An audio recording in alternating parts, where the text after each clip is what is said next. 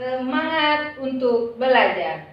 Saya dengan Estariana Baban, saya akan mencoba menjelaskan materi konsep momen gaya. Contoh-contoh penerapan momen gaya bisa kita lihat dalam pembelajaran berikut ini. Kali ini saya akan coba menjelaskan momen gaya.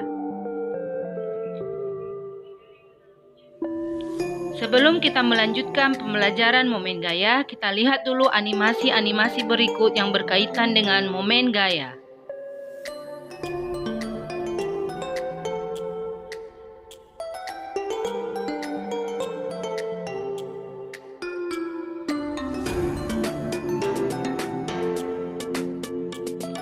Tujuan pembelajaran kita kali ini, yang pertama, menjelaskan besaran fisis momen gaya.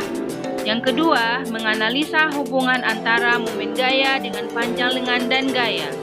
Yang ketiga, merumuskan persamaan momen gaya.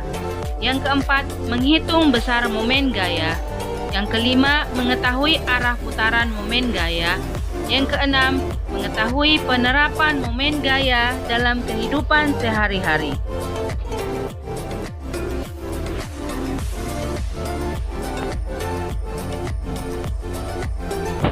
Penerapan momen gaya dalam kehidupan sehari-hari bisa kita lihat pada contoh yang pertama, mendorong pintu.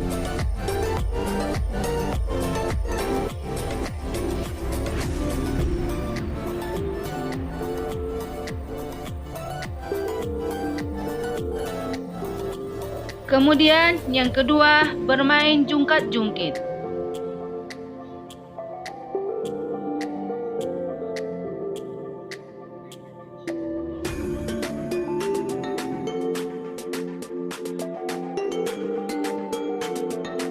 Yang ketiga, pada katrol.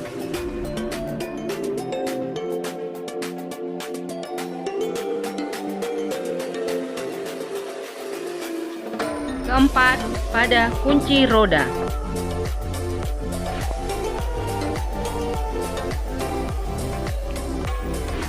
Apa itu momen gaya atau torsi?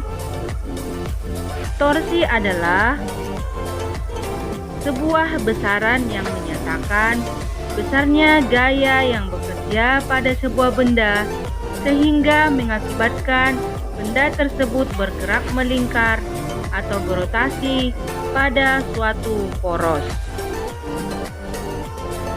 Contoh salah satu adalah saat kita membuka ataupun mendorong pintu.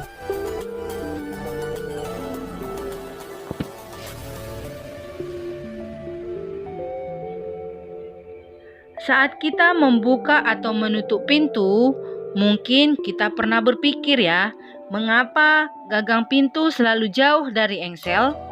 Hal ini berkaitan dengan konsep momen gaya.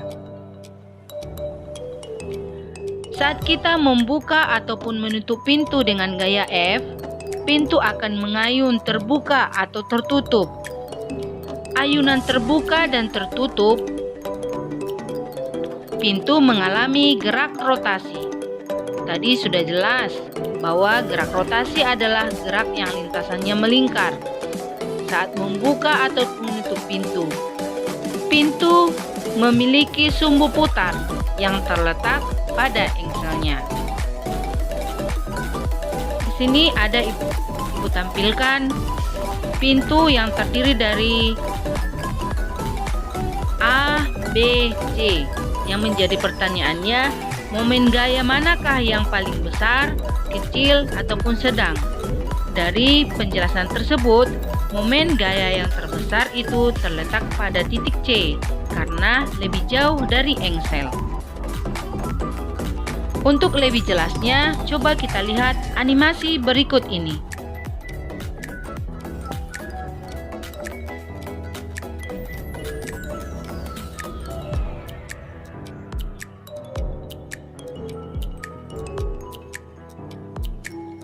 Jika jarak gagang pintu semakin jauh dari engsel, maka momen gaya semakin besar. Semakin jauh jarak dari engsel, semakin mudah kita untuk membuka pintu dan sebaliknya. Jika semakin dekat gagang pintu dengan engsel, maka semakin susah pintu untuk dibuka.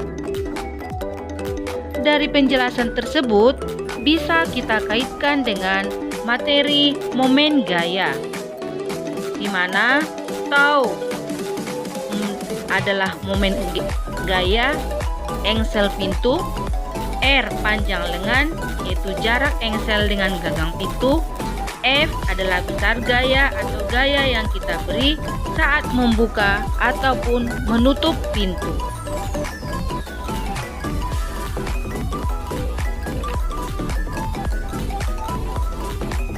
Setelah kita tahu apa itu momen gaya, sekarang kita bahas tentang arah momen gaya.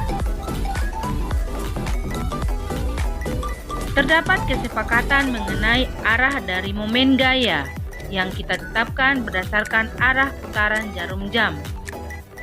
Momen gaya bernilai positif jika cenderung memutar benda searah putaran jarum jam.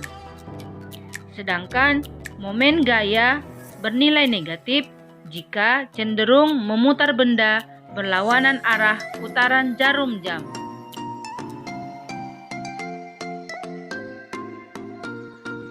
Bisa kita lihat melalui animasi berikut ini.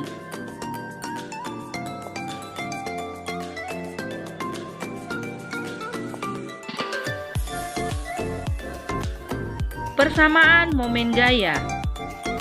Dalam pernyataan yang lebih matematis, momen gaya atau torsi merupakan hasil perkalian vektor antara jarak sebuah titik terhadap gaya yang mempengaruhi titik tersebut, sehingga dirumuskan tau sama dengan R dikali F. Apabila ada sudut yang dibentuk antara panjang dengan jarak yang kita berikan atau gaya yang kita berikan, maka berlaku tau sama dengan R dikali F dikali sin theta. Tau adalah momen gaya, R adalah jarak gaya ke poros atau lengan gaya, F adalah besar gaya, theta adalah sudut yang dibentuk antara R dengan F.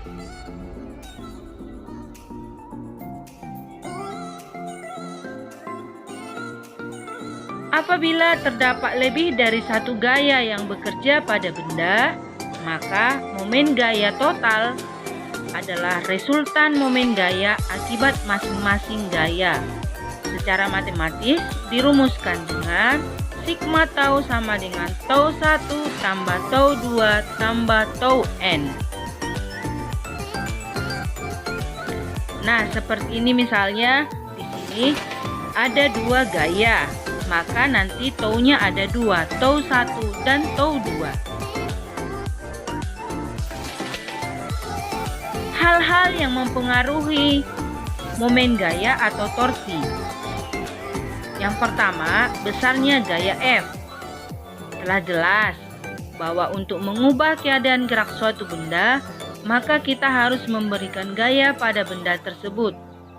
Besar kecilnya perubahan gerak yang diharapkan ditentukan oleh besarnya gaya yang diberikan. Begitupun dengan momen gaya yang menjadi sebab timbulnya gerak melingkar, sangat bergantung pada besar kecilnya gaya. Semakin besar gaya yang bekerja pada suatu titik, maka semakin besar pula momen gaya yang ditimbulkan. Begitu sebaliknya. Yang kedua adalah jarak gaya dari poros. Momen gaya juga bergantung pada seberapa jauh jarak titik kerja gaya dari sebuah poros. Semakin jauh jaraknya dari poros, maka semakin besar momen gaya yang dihasilkan. Begitu sebaliknya. Dengan gaya yang sama, momen gaya akan mengecil jika titik kerjanya dimajukan mendekati poros. Yang ketiga adalah arah gaya. Faktor selanjutnya yang berpengaruh pada besarnya momen gaya adalah arah bekerjanya gaya. Momen gaya terbesar akan dihasilkan jika gaya yang bekerja dengan arah tegak lurus terhadap arah benda. Dengan penjelasan-penjelasan yang saya berikan, mari kita lihat contoh soal berikut ini. Pertanyaannya, berapakah momen gaya di titik O?